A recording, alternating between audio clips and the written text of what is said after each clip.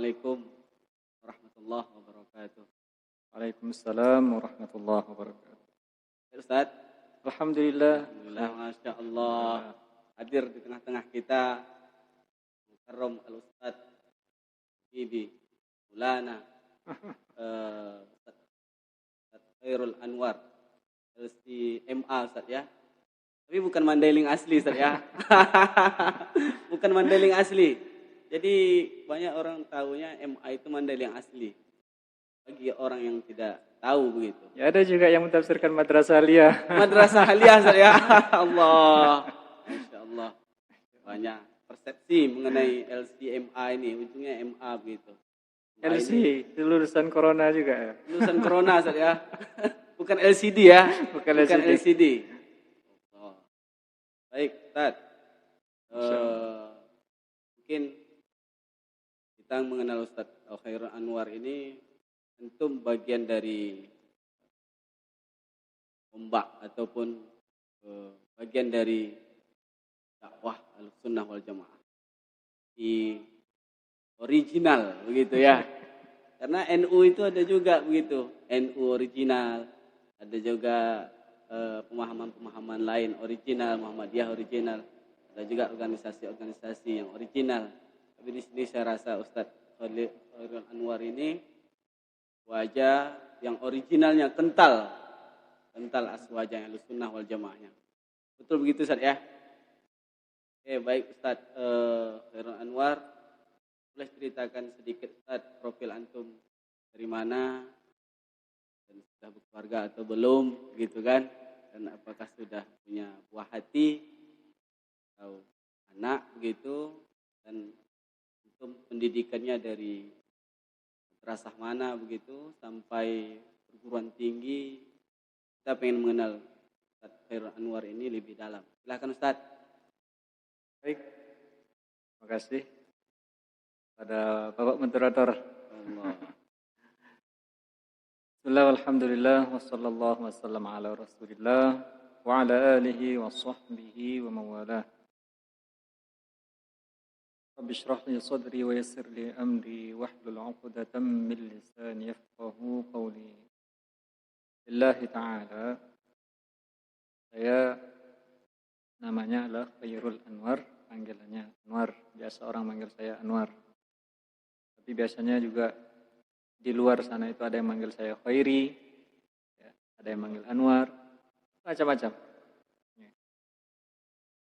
Tempat kelahiran saya dari Kubu, Kecamatan Kubu, Kabupaten Rokan Hilir. Kubu ya, itu di mana itu? Tepatnya itu di Desa Sungai Segajah. Kalau sekarang ini sudah pemekaran jadi Desa Sungai Segajah Jaya, Jalan Simpang Bandung. Ya. Pada tahun 1987. Ya.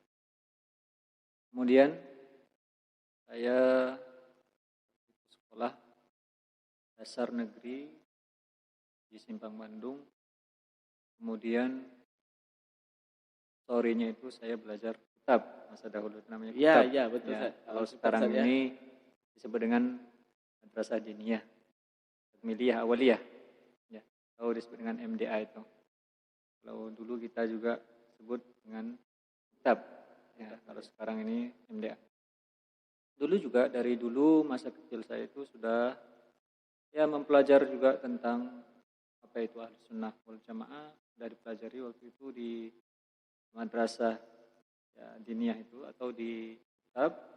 Kita juga sudah diajarkan tentang sifat, kajian sifat 13 ataupun kajian sifat 20 diajarkan.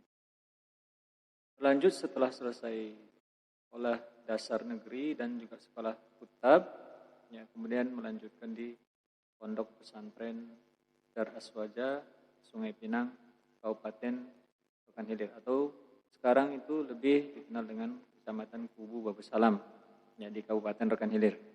Yang dulu itu masih sama ya, Kubu, dan sekarang sudah menjadi pemekaran menjadi Kecamatan Kubu Babusalam. Di sana mondok lebih kurang 6 tahun dari madrasah Tsanawiyah dan madrasah aliyahnya. Ya, kemudian setelah selesai waktu itu tahun 2004, ya saya melanjutkan untuk belajar lebih mendalami tentang ilmu agama. Dan juga saya waktu itu berkeinginan juga bagaimana saya mempelajari tentang ilmu alat, ya, atau ilmu dikenal dengan ilmu nahwunya, ilmu sharafnya, dan seterusnya. Itulah keinginan saya. Sampai saya waktu itu berkelana, belajar pergi ke Mandailing. Nah, ini betul-betul ke Mandailing. Ini ke Mandailing ya, saya. Pergi ke Mandailing. Sampai juga waktu itu saya belajar sama Tuan Guru Ayah Mahmudin Pasaribu juga. Waktu itu sempat saya belajar sama beliau, ya, kitab Jami' Durus Al-Arabiyah. Ya, waktu itu di Kampung Lama di tempat dia. Ya. Alhamdulillah saya belajar, kemudian setelah itu saya melanjutkan untuk mempelajari tentang ilmu agama lagi. Itu pergi saya ke Pondok Pesantren Yayasan Syahamah di Jakarta. Ya, di Yayasan Syahamah Jakarta saya belajar di sana. Kemudian juga saya waktu itu kuliah di Sekolah Tinggi Ilmu Agama Az-Ziyadah atau STAI Az-Ziyadah di Jakarta. Di sana saya belajar ya secara intensif lah belajarnya. Kemudian juga dari segi keilmuannya di Jakarta tersebut di kuliah itu tidak mencukupi. Nah, maknanya tidak merasa puas dengan apa yang saya inginkan. Sehingga saya mencoba di Yayasan Syahamah tersebut mencoba untuk bertanya kepada guru yang ada di situ, yang lebih khususnya waktu itu ya sebagai pembimbing saya dan sebagai ustadz saya, guru saya itu Kiai Haji Khairul Ansari, sebagai pengurus Yayasan Syahamah yang ada di Jakarta. Kemudian ya kata beliau, insya Allah ada beasiswa untuk pergi ke Timur Tengah. Ya, dengan itu ya, saya berusaha bagaimana saya bisa untuk berangkat ke sana. Ya, alhamdulillah saya berusaha untuk belajar lebih maksimal lagi, dan tahun 2006 alhamdulillah saya bisa berangkat ke sana. Dan alhamdulillah saya bisa menyelesaikan studi di sana, kemudian setelah itu berangkat haji, kemudian setelah itu pulang ke Indonesia, dan pada tahun 2014 saya melanjutkan kuliah masternya di Universitas Islam Negeri ya, di Sultan Syarif Kasim di Winsuska Riau, di program pasca sarjana. Lebih khususnya itu di konsentrasi tafsir hadis. Ya, konsentrasi tafsir hadis. Kemudian ya kegiatan saya itu selama ini ya tetap mengajar, mengabdikan, mengembangkan ilmu Ahlus Sunnah wal Jamaah. Dan alhamdulillah saya sudah berkeluarga dan punya ya, anak perempuan yang namanya adalah Nafisa Al-Khair. Itu profil saya secara singkatnya. Baik. Memang betul Ustaz ya, memang berkelana sesuai dengan Ustaz sampaikan di awal tadi, memang berkelana beliau. Banyak kota-kota yang beliau lewati, termasuk Kubu begitu kan, dari Kubu sampai ke Mandailing. Ya, terutama itu Kubu sendiri. Kubu sendiri itu ya kita lihatlah perjuangannya itu luar biasa. Dari Kubu sendiri, untuk keluar dari Kubu sendiri itu ya luar biasa, butuh perjuangan 1 jam, ya. 2 jam itu ya keringat yang luar biasa. Apa sebabnya Ustaz? Bisa ya, kalau itu? Ya kalau bahasa Melayunya kalau hujan itu locah, kalau kemarau berdebu. Nah, jadi bisa jadi kata-kata untuk motivasi saya bagi warga-warga kita di Kubu sana.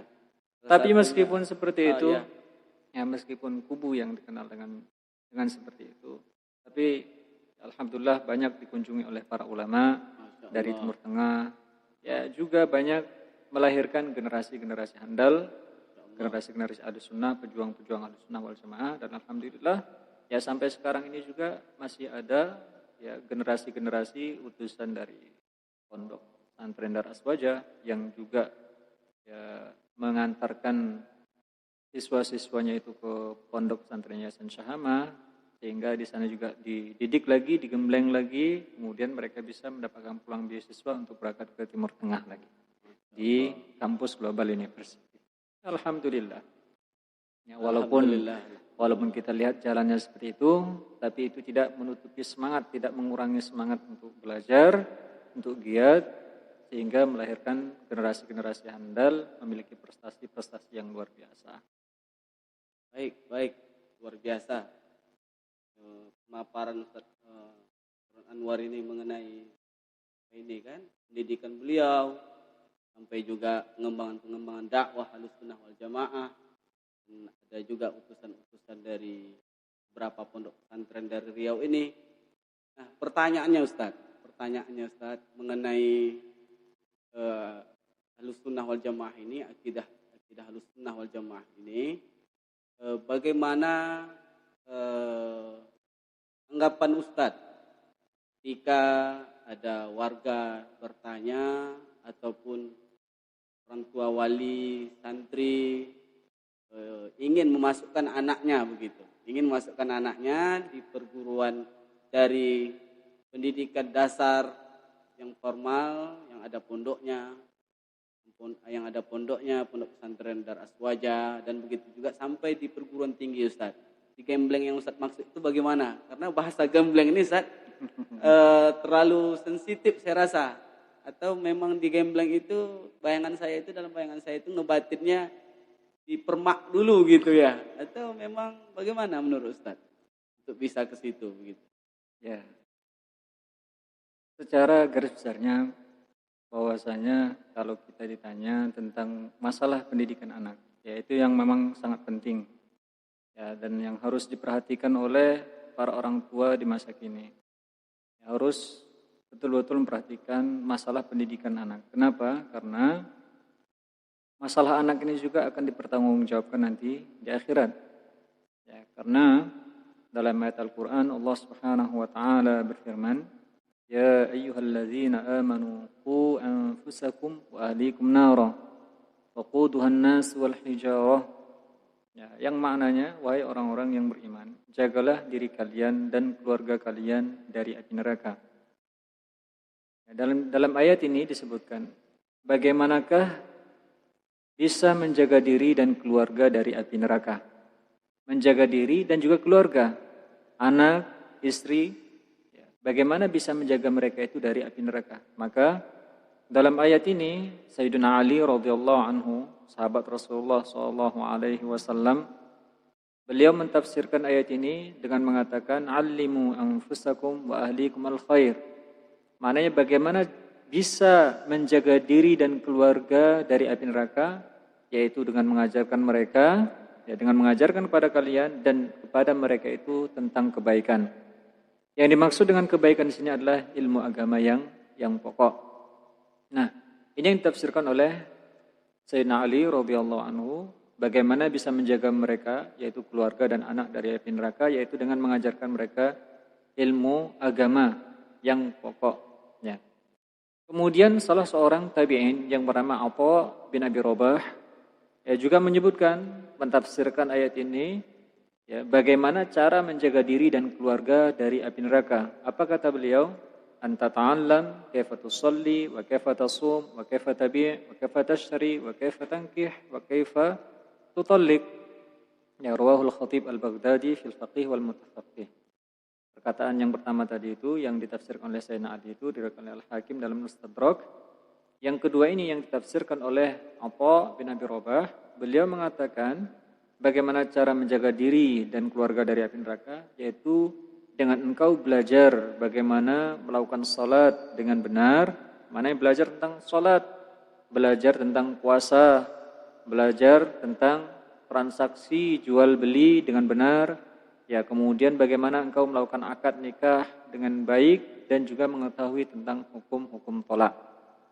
Karena dengan mempelajari semuanya itu, maka engkau akan bisa menjaga diri Anda dan juga bisa menjaga keluarga dari api neraka.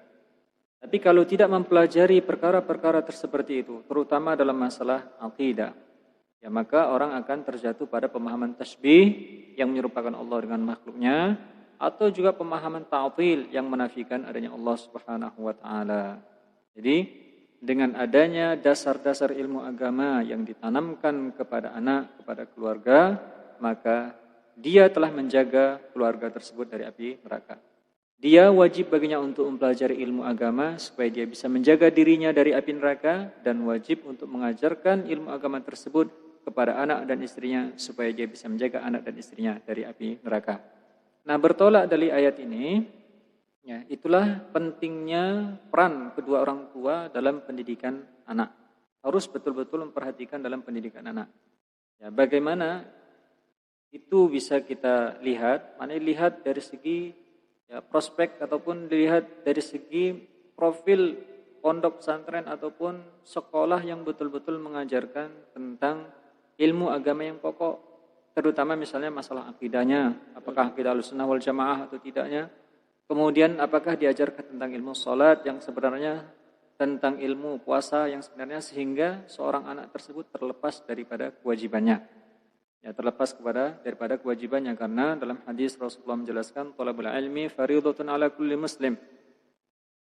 Maknanya bahwa belajar ilmu, menuntut ilmu agama itu wajib bagi setiap muslim. Hadis riwayat Al-Baihaqi. Nah, wajib bagi setiap muslim itu untuk mempelajari ilmu agama. Maknanya apa? Ilmu agama yang pokok, karena ilmu itu banyak sekali. Yang wajib bagi setiap muslim untuk dipelajari adalah ilmu agama yang pokok. Bagaimana sah akidahnya, bagaimana akidahnya itu baik, dan bagaimana bisa melaksanakan amal ibadah, ya, mulai dari sholatnya, puasanya, zakatnya, kewajiban-kewajiban hati, kemudian bagaimana dia melakukan transaksi jual beli dengan benar, kemudian mengetahui tentang maksiat-maksiat anggota badan sehingga dia bisa menjauhinya, dan bagaimana dia mengetahui cara bertobat daripada maksiat-maksiat tersebut. Nah, ini penting sekali untuk diketahui oleh kedua orang tua, sehingga tidak salah dalam memasukkan anak tersebut kepada pondok pesantren ataupun kepada sekolah-sekolah yang betul-betul mengajarkan ilmu agama yang pokok. Dan ini bukan hanya terfokus kepada pondok pesantren. Bahkan sekolah-sekolah yang memang notabene-nya itu adalah mengajarkan ilmu agama yang pokok, ya silakan, tidak masalah, yang jelas diajarkan ilmu agama yang pokok. Tapi kalau kita lihat, ya, kalau pondok pesantren itu kan lebih ditekankan pada ya, bagaimana anak tersebut disiplin, ya, bagaimana anak tersebut bisa mandiri, ya, bagaimana seorang anak tersebut ya, bisa ya, berinteraksi kepada masyarakat, kepada teman-teman, ya, menjadi pemimpin generasi yang handal di masa akan datang. Jadi itu kalau dilakukan di pondok pesantren. Oh, baik Ustaz. Ini mohon maaf sebelumnya Ustaz. Karena saya rasa ada beberapa pertanyaan ini nyangkut sampai ngebatin saya begitu. Allah. Ketika Ustaz menjabarkan hati-hati memasukkan anak di dalam pondok pesantren, harus pandai atau jeli melirik ataupun tahu pondok pesantren itu memang mempelajari khususnya tentang akidah Ahlussunnah wal Jamaah. Bagi kita Ustadz, yang orang-orang yang tidak tahu bedanya mana pondok Ahlussunnah wal Jamaah dengan pondok-pondok yang lain, itu bagaimana caranya Ustadz untuk menentukannya Ustadz? Ya, sebenarnya gini. Kita lihat dulu, kita tanya, siapakah sebenarnya itu Ahlussunnah wal Jamaah? Oke. Ya, kalau kita ditanya siapakah Ahlussunnah wal Jamaah?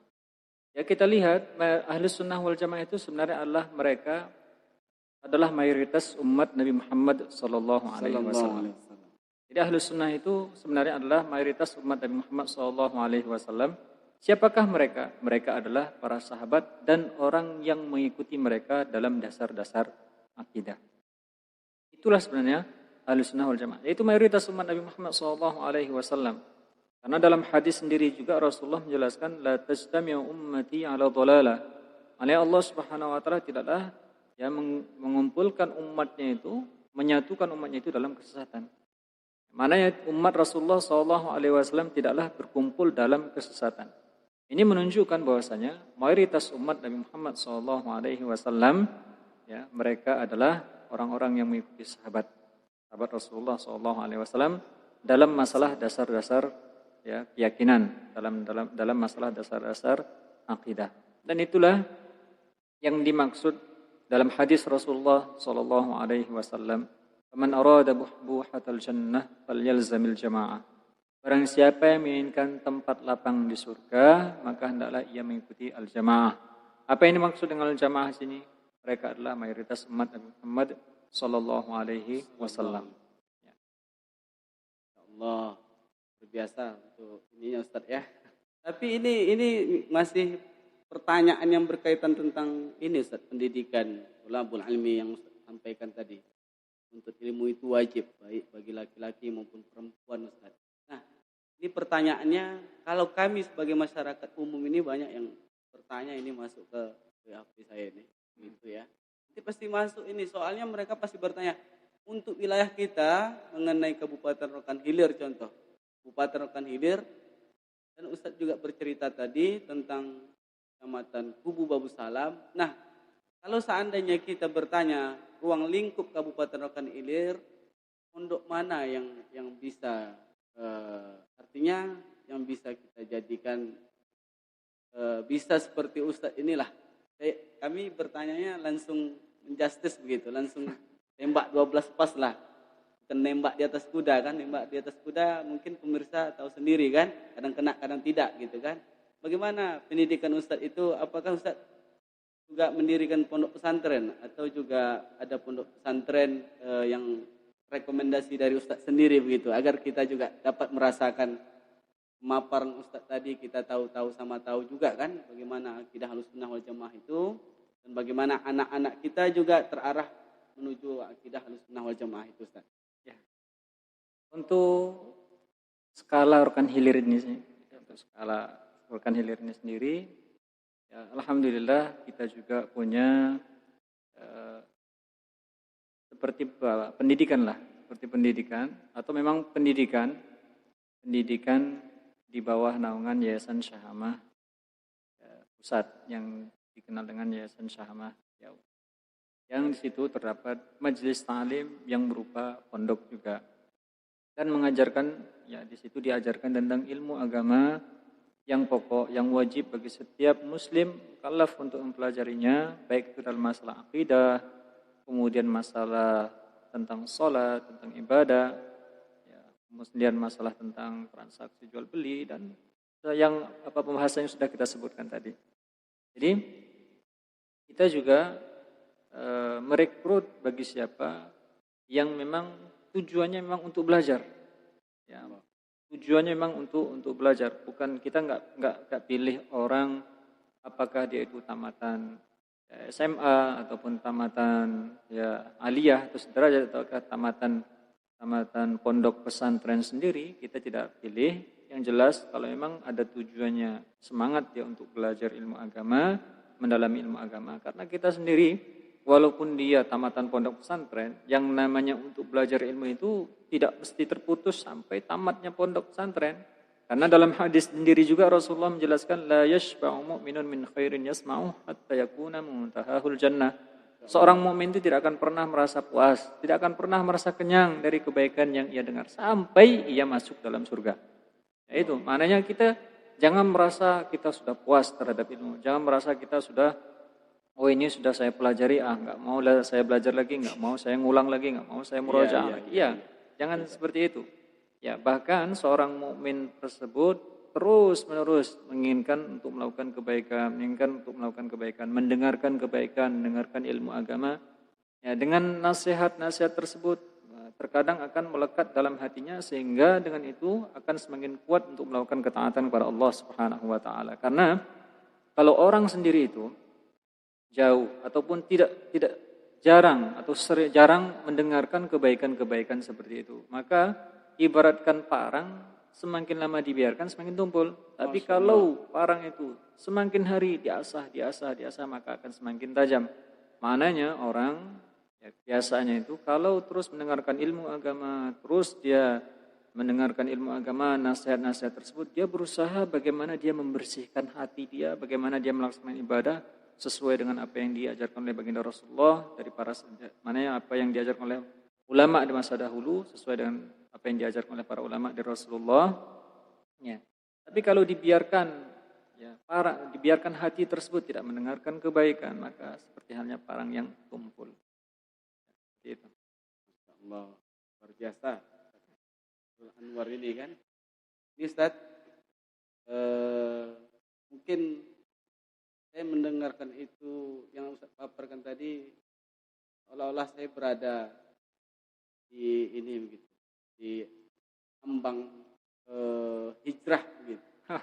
Karena bercerita tentang rentetan Ustaz tadi bagian dari motivasi untuk anak-anak sekarang, baik untuk anak-anak sekarang maupun anak-anak masa yang akan datang. Nah, generasi baik itu adalah mungkin bisa jadi generasi yang beriman, yang berpegang teguh kepada akidah Rasulullah, akidah Ahlussunnah wal Jamaah. Nah, ini Ustaz, kalau masuk dalam pertanyaan tentang hijrah ini Ustaz, kemanakah kan begitu? Kemanakah tujuan hijrah Ustaz ini? Biar kita sama-sama mendengarkan juga begitu kan? Ya, silahkan Ustaz. Ya, mengenai hijrah.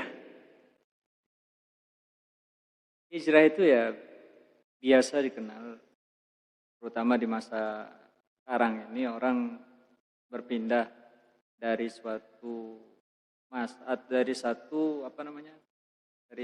pengalaman yang pernah dia rasakan, yang itu ya pengalaman yang buruk menurut dia, kemudian kepada pengalaman yang baik, ya, pada yang baik. Jadi kalau kita lihat dalam konteks hijrah ini sendiri, yang saya rasa itu mungkin pengambilannya dari hadis, "Faman kanat hijratuhu ilallah, faman kanat hijratuhu ilallah, fa hijratuhu ilallahi wa rasulih. Faman kanat hijratuhu lidunya yusibuha wa imra'atin yankihuha, fa hijratuhu ila ma hajara ilaihi. Faman kanat hijratuhu ilallahi wa rasulih, fa hijratuhu ilallahi wa rasulih. Faman kanat hijratuhu lidunya yusibuha wa imra'atin yankihuha, fa hijratuhu ila ma hajara ilaihi." Ya. Di kalimat hijrah itu sendiri ya mungkin bisa ditafsirkan dengan berpindah. Ya, berpindah. Tapi kalau kita lihat ya, memang ada sebuah kisah di masa dahulu ya, antara sebab hadisnya, urutnya hadis innamal a'malu binniyat wa innamal likulli imri'in ma nawa faman kanat hijratuhu ila Allah wa rasulih. Di antara sebabnya juga ini disebutkan bahwa dahulu ada salah seorang yang menyukai perempuan, salah seorang laki-laki menyukai perempuan, yang mana laki-laki ini muslim, yang perempuan yang disukainya itu, yang dicintainya itu kafir. Nah, waktu itu dia masih berada di Mekah. Kedua-duanya itu waktu itu masih berada di Mekah. Tibalah waktu itu hijrah. Jadi orang-orang umat Islam itu hijrah ke Madinah. Nah, karena laki-laki ini muslim, yang wajib kan pada masa itu kan wajib hijrah dari Mekah ke Madinah. Tapi karena ada perempuan yang dicintainya di situ sehingga dia tidak hijrah. Nah, kemudian setelah itu perempuannya itu masuk Islam. Nah, setelah masuk Islam dia pun hijrah. Ya, perempuan itu hijrah. Nah, kemudian tinggallah dia sendirian laki-laki ini di Mekah tersebut. Maka setelah itu pun dia pun ingin hijrah. Nah, hijrahnya itu tujuannya untuk apa? Karena perempuan tersebut, karena dia ditinggalkan oleh perempuan tersebut. Nah, jadi tujuan hijrahnya itu bukan karena Allah Subhanahu wa taala dan Rasulnya, tapi tujuan hijrahnya itu karena perempuan tersebut. Ya. Jadi inilah disebut dengan muhajir Ummu Qais. Jadi sehingga laki-laki itu dengan muhajir Ummu Qais. Jadi seorang yang hijrah tujuannya adalah untuk menggapai cintanya Ummu Qais. Itu dia. Jadi hijrah tujuannya untuk menggapai cinta ini. Ya.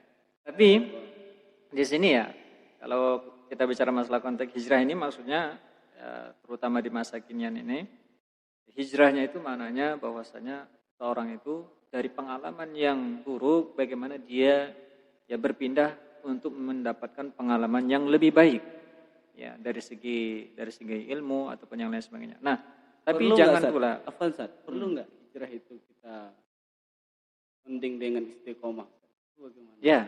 Jadi konteksnya seperti ini. Hijrah itu kita harus lihat dulu tujuan kita hijrah itu untuk apa? Apakah kita supaya lebih baik? Nah, supaya lebih baik itu apakah bisa terjadi dengan sendirinya? Apakah kita butuh terhadap ilmu, dengan ilmu tersebut kita bisa terarah, terbimbing dengan ilmu tersebut. Karena dengan ilmu tersebut dia akan menjaga kita. Ya, karena dengan ilmu tersebut dia akan menjaga kita. Maknanya bahwa orang yang ingin hijrah harus tahu ilmunya.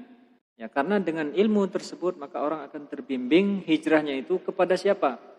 Ya, apakah hijrah hanya semata yang dulu tidak pakai cadar kemudian pakai cadar, itu bukan dikatakan hijrah. Yang jelas dia menutupi semua aurat yang wajib baginya untuk dilaksanakan, belajar tentang ilmu agama. Ya, itu seperti itu. Yang dulunya kelam masanya kemudian setelah itu dia belajar ilmu agama, melaksanakan semua kewajiban dan menjauhi semua apa yang diharamkan oleh Allah walaupun dia tidak bercadar bagi perempuan, yaitu sudah dianggap hijrah. Ya, konteksnya seperti itu. Masya Allah, luar biasa. Nah, pemaparan dari luar ini. Ustaz, ini itu kan sekedar mengenai hijrah yang kita maksud itu dari keluar dari zona yang dulunya buruk, baik dari segi sifat, perangai atau lain sebagainya, sampai menuju yang perubahan dan diakhiri istiqomah, titik, begitu saya kira-kira ya. Nah, bagaimana ini kan selalu jadi jadi kekuatan kita selalu istiqomah. Tapi ini selalu menjadi saksi bisu ketika kita melihat, ataupun saya sendiri, saya sering merasakan juga, kadang istiqomah itu kadang bisnya naik, kadang sekali dia turun begitu. Nah, artinya kekuatan istiqomah kita itu bagaimana di saat posisi istiqomah itu naik, bisa nggak kira-kira rem itu dikuatkan begitu? Nggak usah dia turun ke bawah lagi begitu. Apa kiat-kiatnya menurut Ustaz? Ya, yang namanya istiqomah itu tetap rutin terus. Ya, walaupun dalam kondisi apapun dia, dalam kondisi sulit ataupun dalam kondisi dia senang, bahagia, ya tetap dia istiqomah dalam hal melakukan ketaatan seperti itu. Diuji dia dengan berbagai macam ujian, maka tetap istiqomah, melaksanakan kewajiban, menjauhi semua apa yang diharamkan oleh Allah Subhanahu wa taala. Seorang yang belajar ilmu agama, seseorang yang sudah paham tentang akidah Ahlussunnah wal Jamaah, meyakini bahwa Allah Subhanahu wa taala adanya tidak serupa dengan makhluknya, meyakini bahwa Allah Subhanahu wa taala tidaklah berbuat zalim kepada hambanya. Allah Subhanahu wa taala yang telah mentakdirkan, Allah Subhanahu wa taala menciptakan segala sesuatu yang terjadi alam ini dengan kehendak Allah Subhanahu wa taala, baik itu dari musibah, ujian, pahit, manis, ya semuanya itu dengan ciptaan Allah Subhanahu wa taala, dengan kehendak Allah Subhanahu wa taala. Jadi kalau orang dia beriman pada Allah Subhanahu wa taala pada awalnya, beriman pada Allah Subhanahu wa taala, kemudian setelah itu diuji ya dengan sakit ataupun ditimpa ujian baik itu pada keluarganya dan seterusnya, sehingga dia dengan itu protes kepada Allah Subhanahu wa taala, mencaci maki Allah atau mengatakan Allah Subhanahu wa taala berbuat zalim kepada hambanya, yang seperti ini ya, maka dia telah keluar dari agama Islam. Yang semestinya dia sabar, istiqamah, tetap konsisten dalam agama Islam sampai dia meninggal, dan itu akan mendapatkan derajat yang tinggi menurut Allah Subhanahu wa taala. Ya, ujian apapun yang ditimpa tersebut, yang menimpa oleh seseorang, hendaklah dia istiqamah, hendaklah dia sabar dalam dia menghadapi ujian tersebut. Dan begitu juga, ya terkadang ada orang ya yang terkadang dia dulu ya jarang melaksanakan sholat. Kemudian setelah itu dia melaksanakan sholat. Nah, setelah melaksanakan sholat, menurut dia apa? Setelah saya melaksanakan sholat, sehingga ya pendapatan saya semakin berkurang, ataupun ya kehidupan saya semakin sempit dan lain sebagainya. Menurut dia seperti itu. Ya, sehingga dengan itu udahlah kembali seperti dahulu. Nah, yang seperti ini bukan istiqomah yang namanya. Jadi, betul Ustaz. Ya, sering itu. Jadi hendaklah begitulah dia. Orang yang mukmin tersebut dia akan diuji. Dan semakin berat ujian tersebut, maka akan semakin diangkat derajatnya oleh Allah Subhanahu wa taala. Bukankah kita lihat bahwa Nabi Muhammad SAW, makhluk yang paling afdal, makhluk yang paling mulia, mendapatkan ujian yang besar. Ya, Ya, bahkan waktu itu dia dicaci maki, bahkan ingin dibunuh Rasulullah SAW. Ya, sehingga Rasulullah SAW diberikan izin hijrah dari Makkah menuju ke Madinah. Yang waktu itu Rasulullah sudah dikepung di rumahnya itu ingin dibunuh. Itulah ujian bagi Rasulullah SAW. Tapi Ya, derajat Rasulullah SAW sangat agung. Ya, Rasulullah makhluk yang paling mulia, makhluk yang paling afdal. Sallallahu alaihi wasallam. Allah. Mestinya bagi seorang itu yang diberikan ujian, cobaan seperti itu, ya berusaha untuk sabar. Kemudian istiqomah tetap terus dalam melakukan ya, kebaikan. Ada juga terkadang orang yang belajar ilmu. Ketika pertama sekali belajar ilmu, maka orang di sekitarnya itu mengatakan, oh sok kali alim, ini. Ya, yang semestinya dia tetap istiqomah dalam melaksanakan ya kebaikan tersebut. Karena belajar ilmu agama itu merupakan kebaikan dan wajib baginya untuk mempelajari ilmu agama yang pokok. Ya, istiqomah dia dalam hal itu. Dan mudah-mudahan dengan istiqomah yang ia lakukan seperti itu, itulah yang bisa menyelamatkan dia dari api neraka. Kita tidak tahu kebaikan mana yang bisa menyelamatkan kita dari api neraka. Masya Allah, Ustaz. Saya pernah dengar Ustaz, mengenai apa ini Ustaz, pertanyaan-pertanyaan yang dilontarkan di media sekarang kan luar biasa Ustaz. Di Indonesia saja sampai ke penjuru dunia. Banyak yang kadang banyak salah kaprah begitu ketika mendengar bahasa namanya itu rumah ataupun bahasa-bahasa ujian dan bahasa-bahasa cobaan dan bahasa-bahasa yang dilontarkan bahasa hukuman begitu. Nah, karena begini Ustaz, pertanyaan-pertanyaan yang lalu saya dengar itu begini. Kami telah hijrah begitu kan? Telah hijrah berbuat baik begitu, lalu mendahulukan amal-amal soleh yang kami kerjakan. Tapi dalam berusaha kami, dalam muamalah kami, dalam perdagangan kami, contoh di sini kan mayoritas rata-rata pedagang, masyarakat Kabupaten Rokan Hilir nih.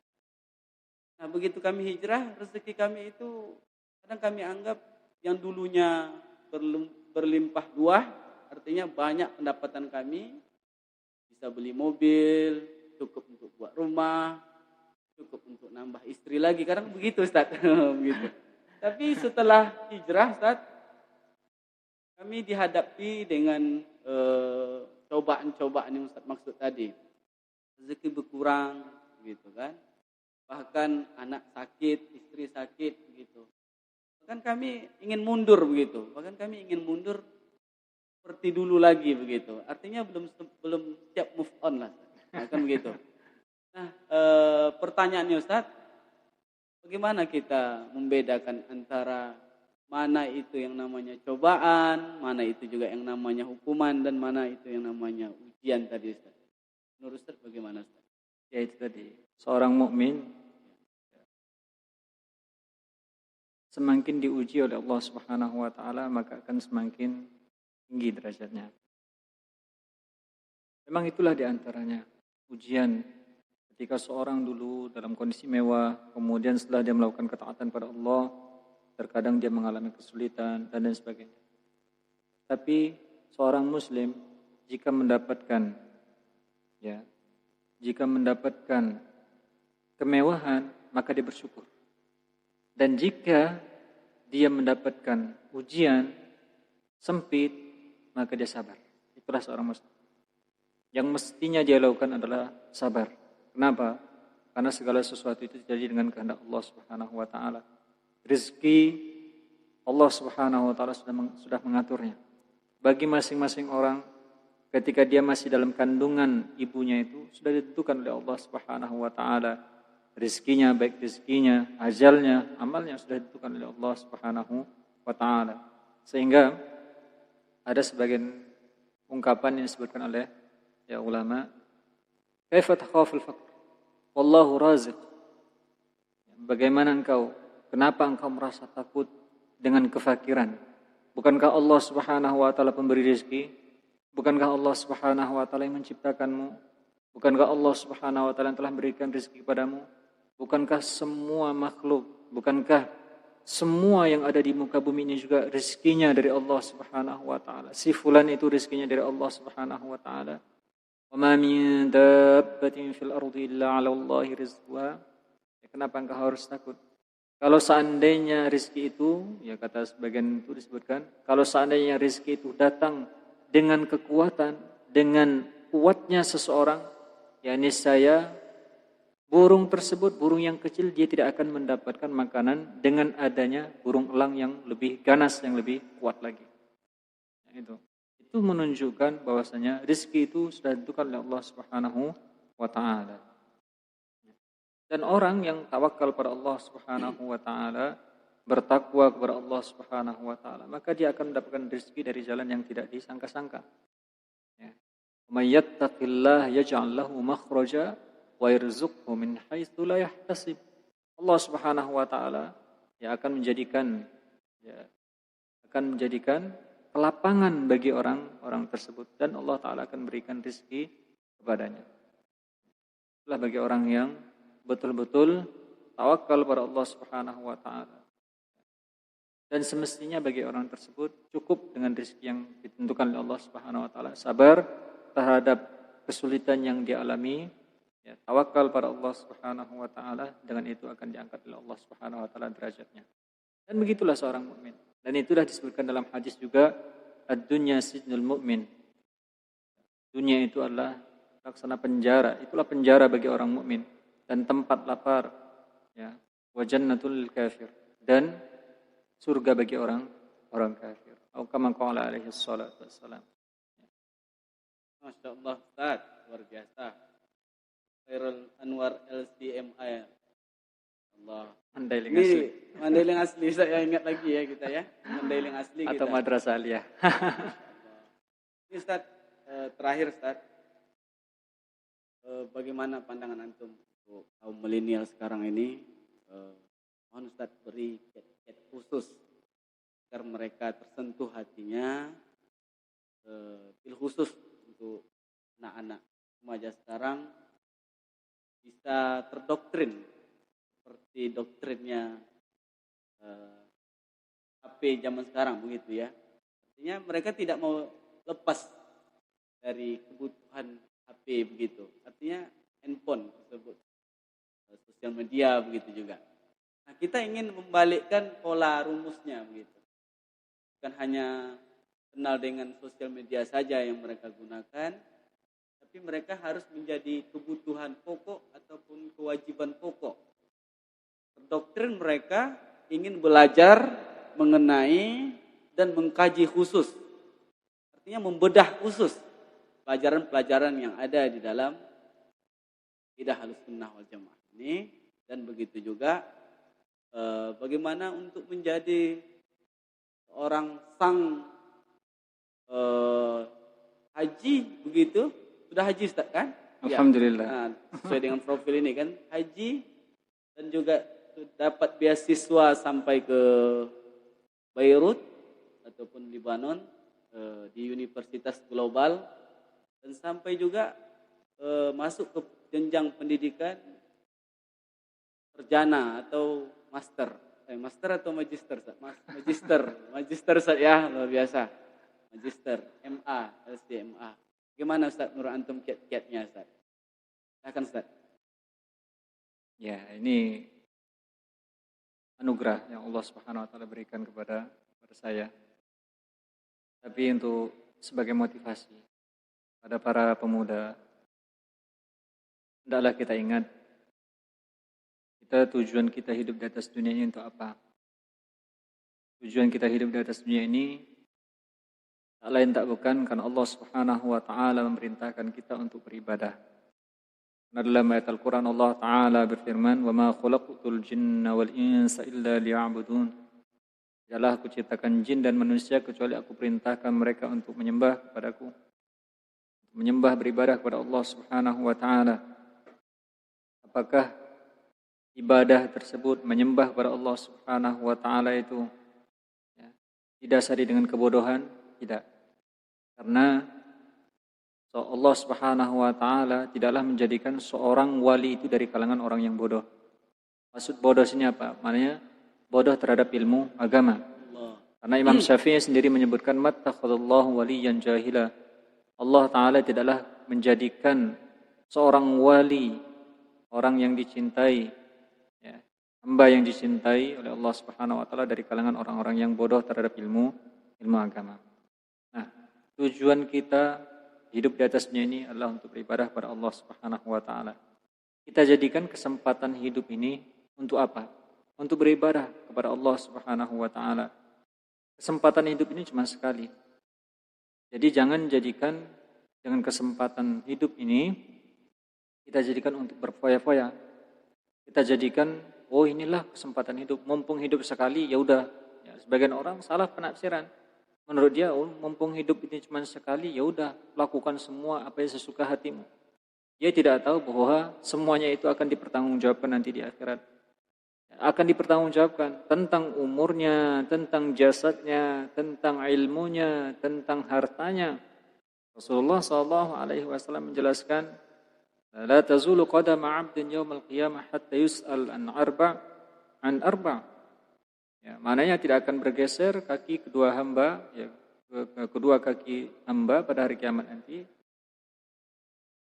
Sehingga ditanya tentang 4 perkara. An umurihi fima afna, tentang usianya, pada apa ia habiskan usia tersebut. Apakah ia gunakan usia tersebut untuk melakukan ketaatan pada Allah, apakah untuk melakukan maksiat pada Allah. Tentang anggota badannya, an jasadihi fima ablah, pada jasadnya, pada apa ia gunakan, pada apa ia hancurkan, apakah dia gunakan jasadnya tersebut untuk melakukan ketaatan pada Allah Subhanahu wa taala atau untuk melakukan maksiat kepada Allah. Wa'an ilmihi madza 'amila bihi, tentang ilmunya apa yang dia gunakan terhadap ilmunya. Wa'an malihi, tentang hartanya, min aina iktasabahu wa fima anfaqa, ya, tentang hartanya dari mana dia peroleh, apakah dari cara yang halal, apakah dengan cara yang haram. Ya. Kemudian kepada apa ia salurkan, apakah ia salurkan dia gunakan kepada perkara yang haram, apakah pada perkara yang haram yang halal. Ya, ini akan dipertanyakan nanti. Masing-masing hamba akan dipertanyakan, kecuali ya para nabi. Ya, ini kita akan dipertanggungjawabkan. Ya, masing-masing kita nanti akan dipertanggungjawabkan. Jadi kesempatan hidup itu kita gunakanlah untuk beribadah kepada Allah yang dasarnya adalah ilmu agama. Bagaimana seorang itu bisa melaksanakan ibadah kepada Allah? Bagaimana seorang itu ya bisa melaksanakan ketaatan kepada Allah, yaitu dasarnya ilmu. Bagaimana seorang bisa mengenal Allah, mengenal Rasulullah SAW, kemudian setelah itu melaksanakan sholat, ya, melaksanakan kewajiban puasa, yang seperti itu. Nah, itu butuh semuanya terhadap ilmu. Orang kalau ingin wudu maka harus tahu tentang ilmu wudu. Ya, sehingga orang-orang tua kita dulu mengatakan kalau ingin berlayar maka harus belajar tentang ilmu berlayar. Kalau ingin membuat bangunan, ingin buat rumah, maka harus tahu tentang ilmu buat rumah.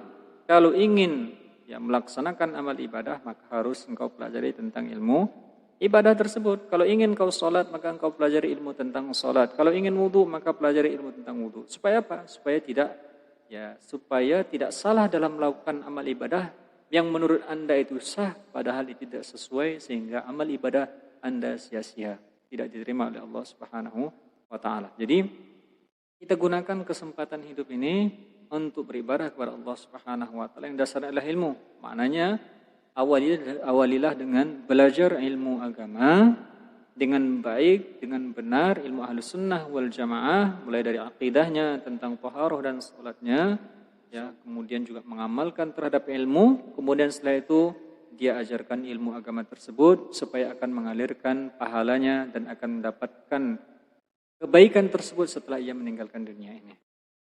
Ya. Masya Allah, luar biasa. Allah.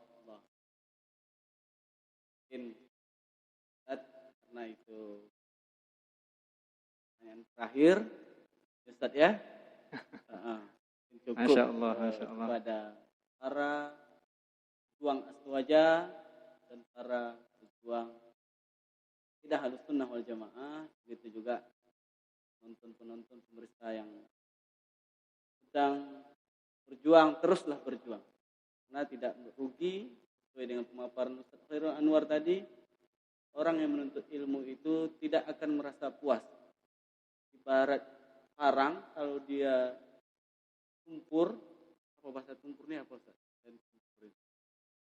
Tumpul, iya, tumpul, harus diasah gitu.